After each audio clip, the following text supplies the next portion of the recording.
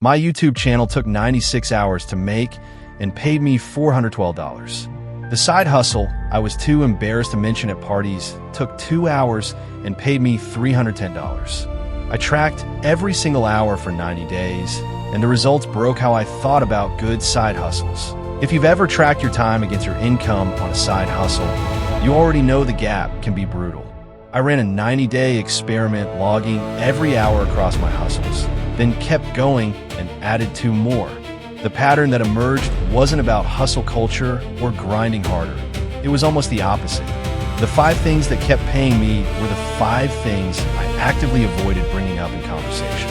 So let's go through them in order of how boring they are to explain at a dinner party, starting with the least boring, ending with the one that's basically not even a hustle. First up, my print-on-demand shop. This was part of the original 90-day tracking. 41 hours of work, $890 in revenue. Almost all of those hours were maintenance on designs I made close to a year earlier. I haven't made a new design in months. What makes this one work isn't cleverness. It's that a handful of decent designs from a year ago are still selling to strangers who've never heard of me and never will. No audience to build. No algorithm to please. No content calendar. Just a small, steady trickle from work that's already done. Second, and also the highest earner of the original tracking period, freelance content writing. 214 hours, $6,140 over 90 days. It's also the one I complain about the most.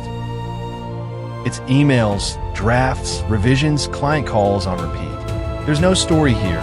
I'm not building a brand or an audience. I'm trading hours for client work. Same as a job, except I choose the hours and the clients. Not passive. Never will be. But it's the most dependable number on my entire spreadsheet, and I stopped being embarrassed about that a while ago. Third, tutoring. 58 hours, $2,030 in the same 90 days.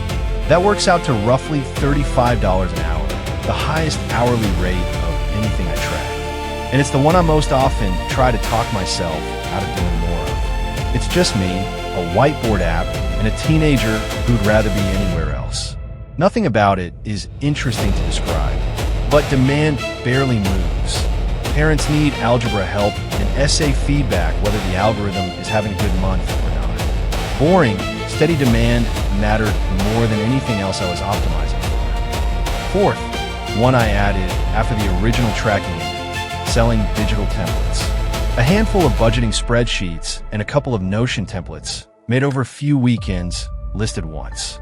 In the first full quarter after launch, they brought in around $540 for maybe 6 hours of actual maintenance across the whole period. It's the closest thing I've built to the print-on-demand shop's shape. Real, concentrated effort up front, then a long, low-maintenance tail. Nobody's impressed when I say I sell spreadsheets, which might be exactly why there's less competition in making good ones than in the flashier hustles everyone talks about. Fifth, and the newest, the least hustle feeling of all 5, renting out a storage space in my garage, and separately, a set of tools I already owned but rarely used through a couple of local apps. Over 3 months, about $310 for maybe 2 hours of total effort. It's not replacing an income, but it's the purest version of boring pays, 0 content, 0 clients, 0 audience.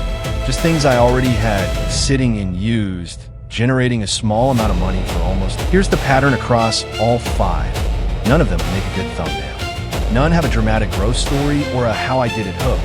But laid next to my YouTube channel's 96 hours for $412, every single one beats it on a $1 per hour basis, some by a wide margin. The shape is always the same.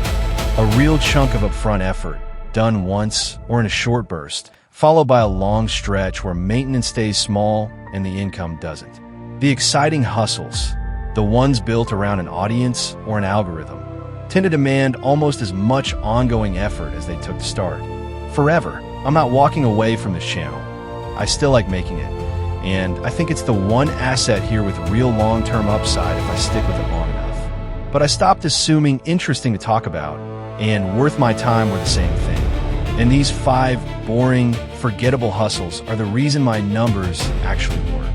If you want me to break down the exact setup for any one of these, the template shop, the tutoring platform, whatever, Tell me which one in the comments, and I'll make it the next video. Subscribe if you want the full spreadsheet breakdown next, and I'll see you.